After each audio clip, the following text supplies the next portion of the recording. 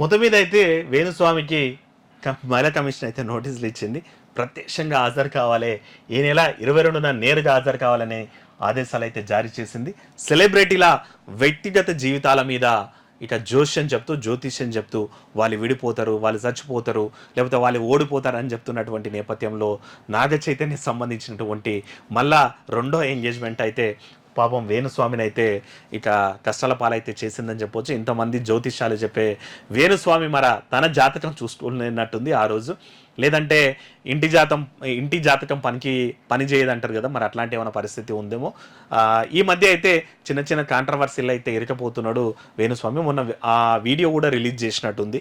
ఇక నేను ఎప్పుడు కూడా సెలబ్రిటీలకు సంబంధించినటువంటి జ్యోతిష్యాలు కానీ తర్వాత వాళ్ళ జాతకాలు అయితే చెప్పను అన్నటువంటి మాట చెప్పిండే. కానీ అప్పటికే ఫిలిం జర్నలిస్టులు తర్వాత కొద్దిమంది అయితే కంప్లైంట్ ఇచ్చినటువంటి నేపథ్యం ఉంది. ఎప్పుడు కూడా రేపు చనిపోయేటువంటి పేషెంట్ కూడా డాక్టర్లు కూడా ఏం చెప్తారంటే, డాక్టర్లకు తెలుసు రేపు చచ్చిపోతాడని. ఆయన సాయంత్రం ఏం చెప్తారు, ఇంకో నువ్వు 4 ఏళ్ళు బతుకుతావే, మంచిగా మందులు వాడు, మంచిగా ఉండు, మంచిగా తిను అని చెప్తారు.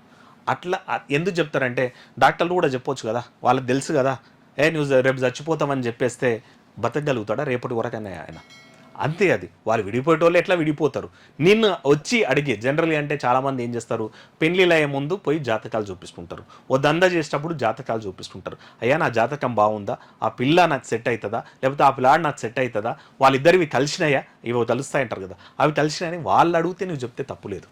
కానీ వాళ్ళు పెళ్లి చేసుకుంటున్నారు, ఎంగేజ్మెంట్ అయింది, ఎంగేజ్మెంట్ అయ్యి వాళ్ళు దండలు మార్చుకున్నారు, ఇంకా తాళి అట్టలేదు, ఇంకా తలంబ్రాలు పడలేదు, అప్పుడే వాళ్ళ కాపురం కూలిపోతుందని చెప్పడం అనేటువంటిది ఇంకా ఆయన విఘ్నతనే అన్నటువంటిది. అయితే ఇట్లాంటి జ్యోతిషాల వల్లనే, ఆ నోటి దూల వల్లనే ఈయనైతే ఇప్పుడు కటకటాలకు పోయేటువంటి పరిస్థితులు, లేదంటే కంప్లీట్ వరకు అయితే పోయినటువంటి పరిస్థితులు ఉంది. ఈ నెల 22న మహిళా కమిషన్ అయితే హాజరు కావాలని అయితే చెప్పిందంట. మరి దానికి ఎట్లాంటి జస్టిఫికేషన్ ఇస్తాడు వేణుస్వామి. ఇక ఇప్పటి నుంచి అయినా సరే ఇట్లా సోషల్ మీడియా వేదికగా నాకుంది కదా ఛానల్, నాకుంది కదా యూట్యూబ్, లేకపోతే నన్ను నలుగురు ఇంటర్వ్యూలు చేస్తున్నారు కదా అని చెప్పేసి వేరే వాళ్ళ పర్సనల్ వ్యక్తిగత జీవితాలకి చొరబడి దాన్ని పబ్లిక్లో పెట్టి రేపు విడిపోతారనేటువంటిది చేస్తే మాత్రం ఇక నుంచి కొంచెం ఆలోచించి చేయాల్సినటువంటి అవసరం ఉంటుంది. చూద్దాం మరి 22న మహిళా కమిషన్ ముందు ఎట్లాంటి జస్టిఫికేషన్ చేస్తారో ఆయన.